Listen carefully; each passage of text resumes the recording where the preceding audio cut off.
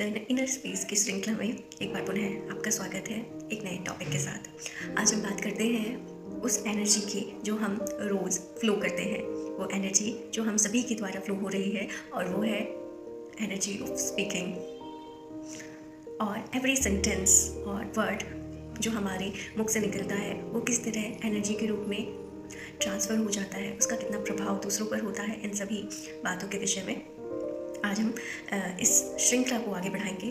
और सबसे पहले तो एक छोटा उदाहरण। कल मेरी एक दोस्त ने मुझे कुछ बात कही और वो बात इतनी शक्तिशाली थी कि उसने मेरे पूरे मूड को बदल दिया। जहाँ कुछ क्षण पहले मैं बहुत परेशान थी, उस बात ने, उस वाक्य ने जो उसने मुझे कहा, मेरी सारी परेशानी को जैसे पता नहीं कहाँ उड़ा दिया। हमारे साथ ये अक्सर होता है। कैसे? क्योंकि ये पावर है उन शब्दों की जो उनके द्वारा हमें बोले जाते हैं। इसी तरह कल जब मैं ऑफिस से घर आ रही थी तो मुझे एक आंटी मिले और वो मुझे अपने विषय में बता रही थी और बताते बताते वो रोने लगी। वो मुझे बताती कि उन्हें किसी डॉक्टर ने कुछ शब्द कहे और वो शब्द सुनकर वो बहुत व्यथित हो गए, परेशान हो गए, इतने कि उनकी आंखों से आंसू आने लगे।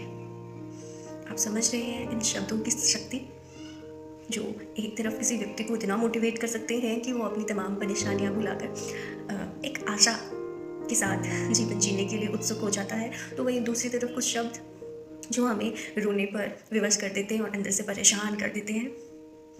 यही तो शब्दों की शक्ति है ना। हमारे मुख से निकला हर शब्द एनर्जी है। एनर्जी जो किसी को प्राण दे भी सकता है और किसी के प्राणों पर आघात भी कर सकता है। इसके बावजूद भी हम इस शक्ति का प्रयोग सोच समझ कर नहीं करते। हम नहीं सोचते कि अगर ये शब्द गलत हुए तो दूसरों पर किस तरह का असर करेंगे। ये बहुत हानिकारक हो सकते हैं किसी व्यक्ति के लिए। ऐसे भी कई इंस्टांस सामने आते हैं जब छोटी सी कहासुनी किसी की जान लेने के रूप में सामने आती है कि पति पत्नी के बीच थोड़ी अनबन हुई, झगड़ा हुआ और फिर उसके बाद पति ने या पत्नी ने आत्महत्या कर ली। हम अक्सर समाचारों के माध्यम से ऐसी न्यूज़ सुना करते हैं। इसके बावजूद भी हम बोलने से पहले एक बार भी नहीं सोचते। हम अपनी शक्ति को नहीं पहचानते, वो शक्ति जो हमें इस वाणी के माध्यम से मिली हुई है।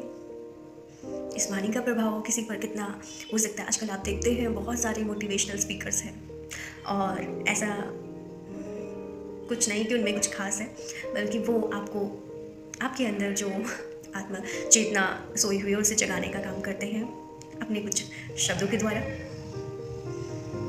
और वो एनर्जी आपको भी महसूस होने लग जाती है क्योंकि उसका फ्लो बहुत तेज होता है और आप मोटिवेशन फील करते हैं। आप समझ रहे हैं शब्दों की शक्ति। इसलिए आवश्यक है कि आपके मुंह से निकला हर शब्द विचार पूर्वक निकला हुआ होना चाहिए।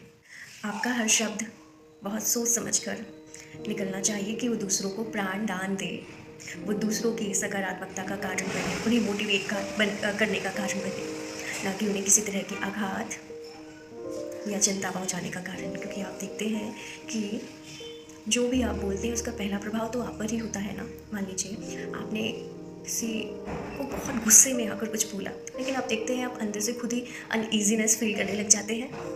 इसका कारण ये है कि पहले वो जो एनर्जी है ना वो आपके भीतर से आ रही है, तो पहला प्रभाव उसका आप पर हो रहा है। और जीवन को जीने के लिए जो मुझे आवश्यक लगता है वो है सरल रहना, स्थायी संस्कार में रहना। जो ये गुस्सा है, ईर्ष्या, विकार जैसे अन्य भाव हैं उनसे दूर रहना। और ये कब होगा? जब आप शांत होंगे। और वो कब होगा? जब दूसरों को आप शांत रखेंगे, है ना। ऐसा कोई भी बात या फिर शब्द आपके मुंह से ना निकले जो दूसरों को आघात दे और अंततः आप भी उस आघात से बचेंगे। तो अपनी शक्ति को पहचानिए और बहुत सोच समझकर अपने शब्दों का, अपने वाक्यों का प्रयोग कीजिए। इसलिए पॉज कीजिए और कुछ बोलने से पहले सोचिए और फिर बोलिए।